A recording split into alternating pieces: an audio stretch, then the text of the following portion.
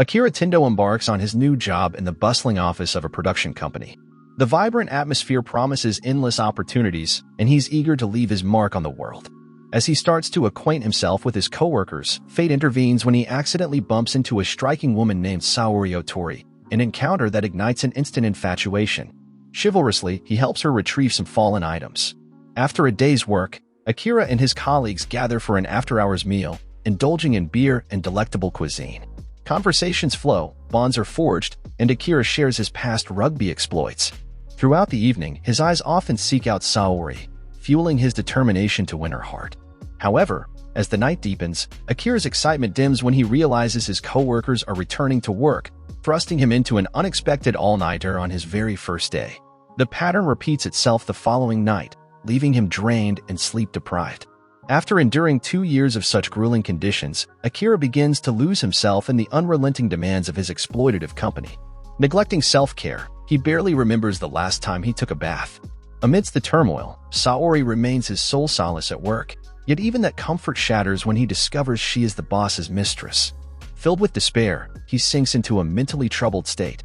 One morning, an overdue bicycle parking spot payment notice interrupts his bleak routine. Seeking out the building manager, Akira stumbles upon a horrifying sight, a zombie devouring a hapless victim. Panic-stricken, he flees, realizing that the world outside has descended into utter chaos, infested with the undead. Amidst the chaos and danger, a realization dawns on Akira: he is no longer tethered to his soul-sucking job. Overwhelmed with newfound freedom, he runs through the streets, a wide grin on his face, relishing the world's natural beauty and vibrant colors. Finding a momentary refuge, he takes the opportunity to plan his exciting new life. Then, in a sudden rush of emotion, he thinks of Saori.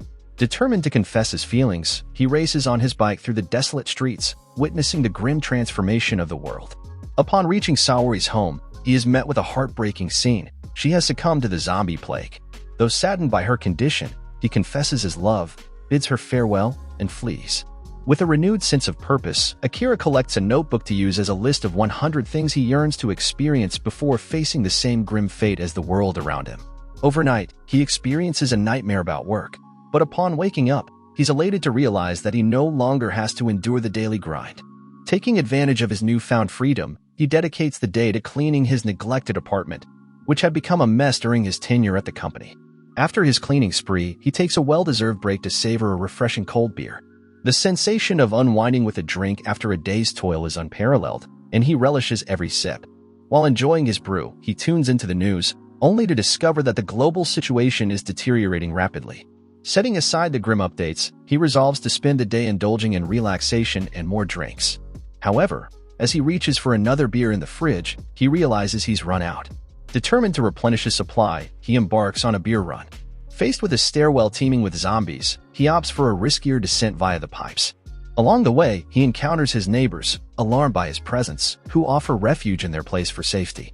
Extending a friendly gesture, he introduces himself and offers to fetch supplies from the convenience store. As he cycles through the perilous streets, he notices an increase in the number of zombies. Unfazed, his thoughts remain fixated on the prospect of enjoying more beer. Upon reaching the convenience store, he encounters a girl named Shizuka Mikazuki. In an attempt to strike up a conversation, he engages in small talk, but she pays him no heed and walks away. Determined to stay in touch, he catches up to her and asks for her contact information.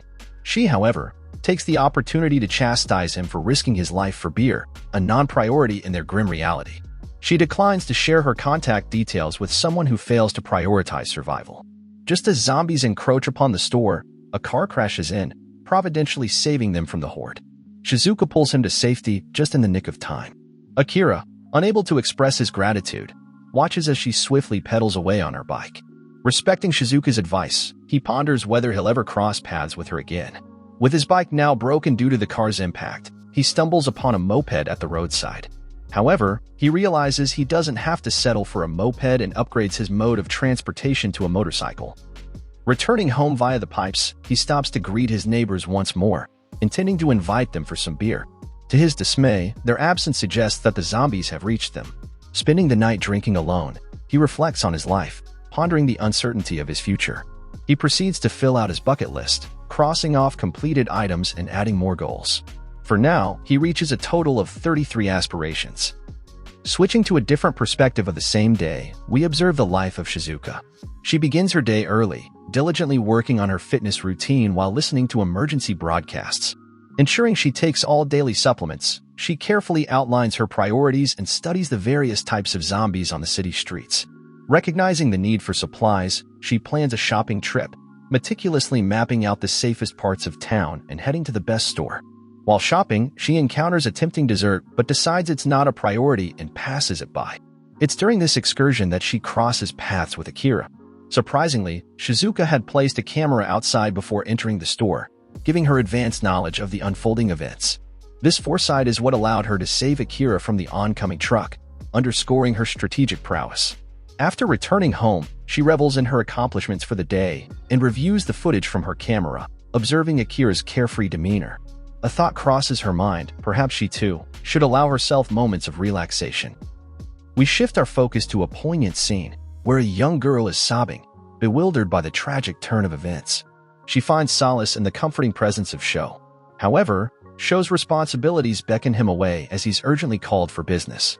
It is then revealed that Sho is the top host at a nightclub, which he has transformed into a sanctuary for survivors. His summons is due to the imminent threat of a zombie horde approaching. Sho, along with numerous others, engages in a fierce battle to defend their sanctuary. Meanwhile, while gazing at himself in a mirror, Akira's face reflects his futile attempts at growing a beard. His beard experiment takes an amusing turn as he uses a marker to sketch how he might look with facial hair. Ultimately, he concludes that a beard isn't suited for him and humorously crosses it off his bucket list. Suddenly, his phone buzzes with activity, signifying the return of the internet. Akira seizes the moment to review the messages he had been unable to respond to during his tenure at the company. His thoughts drift to his friends, and the first one who comes to mind is Kencho, a nickname for Kenichiro. Our narrative then shifts to Kencho, who finds himself concealed in a room, desperately evading the relentless pursuit of zombies. His supplies are running dangerously low, and he's subsisted on nothing but water for the past 3 days. To compound his woes, he's trapped with a chained zombie that ominously lurks nearby. As despair begins to set in, Kencho fondly reminisces about his moments with Akira, cherishing the fact that Akira always found humor in his jokes. In a twist of fate, Kencho receives an unexpected call from Akira. Kencho is taken aback by the sheer enthusiasm in Akira's voice. Akira announces his intention to visit him, but Kencho warns him about the perilous swarm of zombies in the area. Akira, without allowing Kencho a chance to decline, requests his address and promptly concludes the call. As Akira embarks on his bike journey, he recalls their past conversations. Kencho had consistently urged Akira to quit his exploitative job, but Akira's jealousy of his friend's corporate success had clouded his judgment. Returning to Sho, we bear witness to the grim aftermath of the battle he fought. All of his comrades have fallen victim to the zombie onslaught, leaving him as the sole survivor. As Sho resigns himself to his grim fate, a sudden blaring horn pierces the air, luring the approaching zombies away. Not far away, Kencho also hears the horn's call. It's revealed that Akira had masterminded a trap using a car bomb, leading to a massive explosion that obliterates the encroaching zombie horde. Akira hurries to meet Kencho, and his first words are an earnest apology for not heeding his wise counsel in the past. However, their heartfelt exchange attracts the attention of nearby zombies, forcing the two friends to make a frantic escape. They barricade themselves on a rooftop and ponder their next move. Akira makes the decision to leap to the neighboring rooftop in a daring bid to avoid their impending doom. However, as Kencho contemplates the perilous jump, he finds himself plagued by self-doubt, unsure if he possesses the courage to make it. In this vulnerable moment, Kencho also offers an apology to Akira. He confesses the truth that he never found joy in his corporate job, weighed down by the burden of dark and morally compromising tasks that had robbed him of happiness. Kencho reveals his true passion, a deep desire to become a stand-up comedian. In response, Akira offers unwavering support, insisting that it's never too late for him to chase his dream. Fueled by newfound inspiration, Kencho takes a daring leap, shedding his clothes mid-air, an act that elicits hearty laughter from Akira. Though his jump falls short, he manages to grab onto the building's ledge, and in the nick of time, Akira reaches out to secure his friend's arm. As night descends, the two friends find themselves on the rooftop, indulging in a night of laughter and camaraderie while in the nude. Kencho praises Akira for the remarkable courage and resilience he displayed today, even suggesting that Akira might be the one destined to save them all from the ongoing apocalypse. In this poignant moment, Akira triumphantly crosses off yet another item from his bucket list: drink and laugh with my best friend.